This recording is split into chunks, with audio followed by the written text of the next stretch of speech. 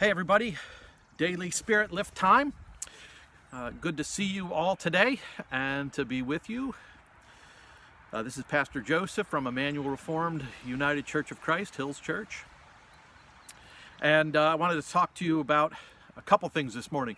One, I wanted to thank all of you who were involved in the LuLaRoe and Amanda Steele Bank fundraiser for the leggings for essential workers.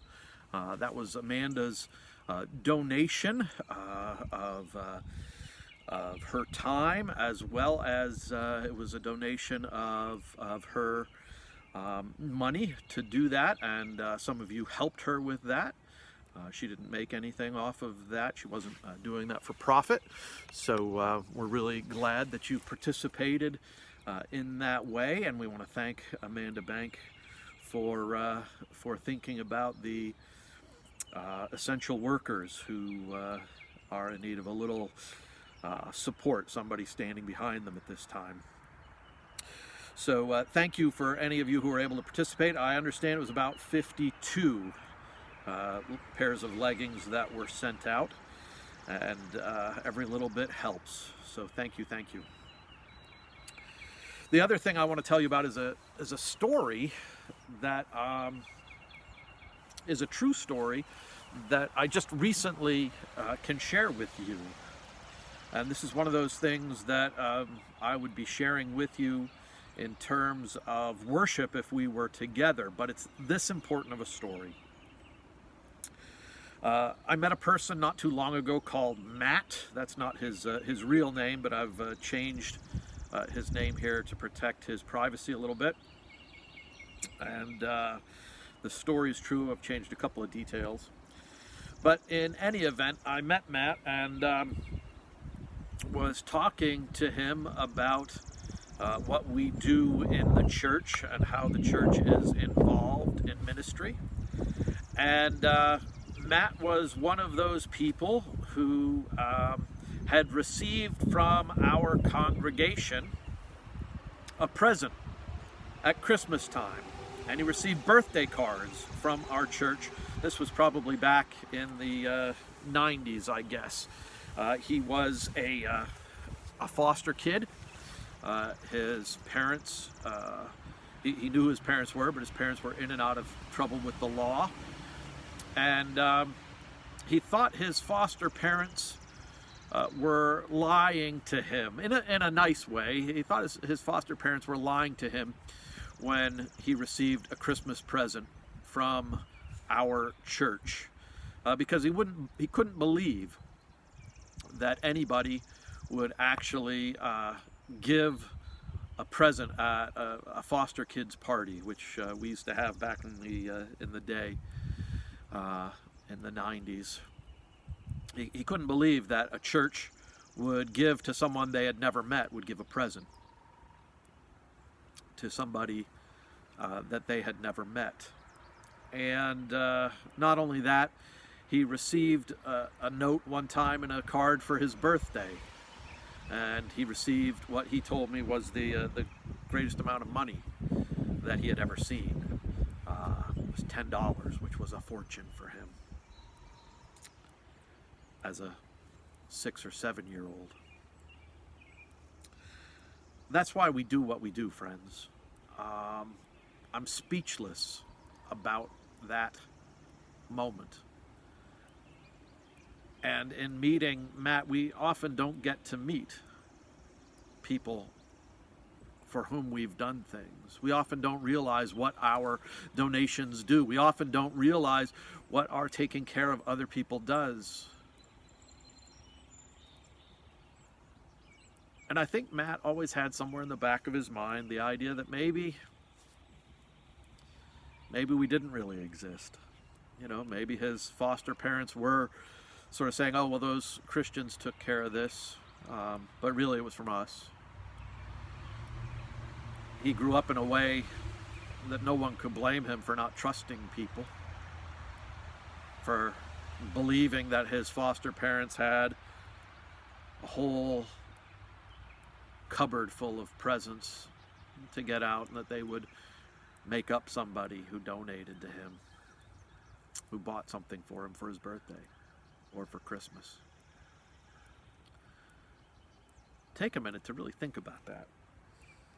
Take a minute to really think about the times that you have given to something, not because you had to, not because you had to dig into your purse or your wallet and pull out a bill because somebody told you you had to, but because you wanted to. And you thought at the time, well, this is something I'm going to do, and then you kind of felt good about it for a little while. And then gradually, as the days and weeks went on, you kind of forgot about it. You kind of never went back to thinking about what happened. Well, when I met Matt, he was speechless. When I met Matt, meeting somebody who represents the people who had actually done something, who had actually reached out to him in a time when he was very vulnerable, it was amazing. It was amazing. And when you think about all the times that you have given either to something at your church. I know our church has done foster family parties back in the 90s. We've given to the Salvation Army for several long years, at least as long as I've been at Emmanuel Church, and that's coming up on 10 years now. We have 2 children's homes in the United Church of Christ, Hoffman Homes in Gettysburg, and Bethany Children's Home in Womelsdorf in the center part of the state. We've also given to St. Paul's in Greenville, the retirement home. We have delivered packages, our Sunday school delivered packages to Redstone Highlands around the corner from the church this Christmas time. And I don't say that because I want to toot our own horn. I don't say that because I want to say, look at all the good work we've done. But I say it because of Matt. I say it because for every Matt that you know about out there, this is one of those interactions that I'm never going to forget. Never going to forget. And it was just a chance meeting, a chance interaction. For every Matt that's out there, there are tens of hundreds of more out there of people who have received what you reached into your wallet for. You maybe never even thought much about it after you had done it. And they received something from you. We can do this, friends. We can do this. The whole point of the Christian church, a whole point of the Christian church as I see it, is to change people's lives, to transform people's lives, and to let people know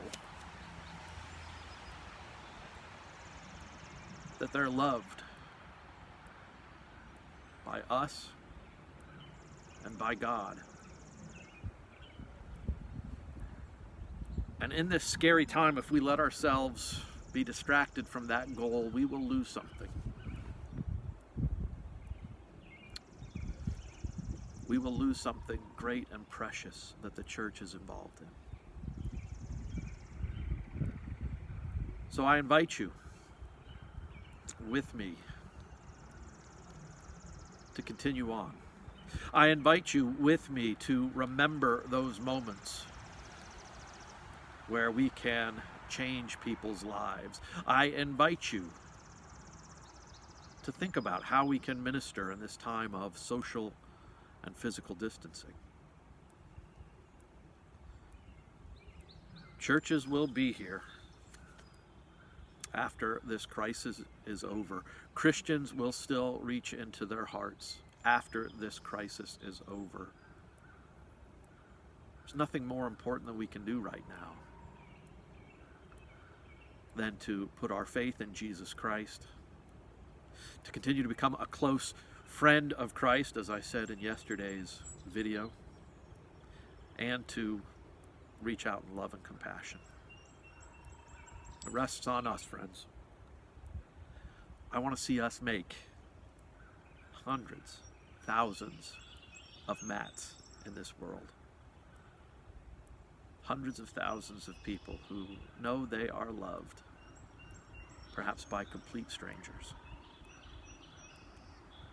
Loved for, not for what they do, but for who they are. And for the fact that Jesus loves them as well. You're doing beautiful work, friends.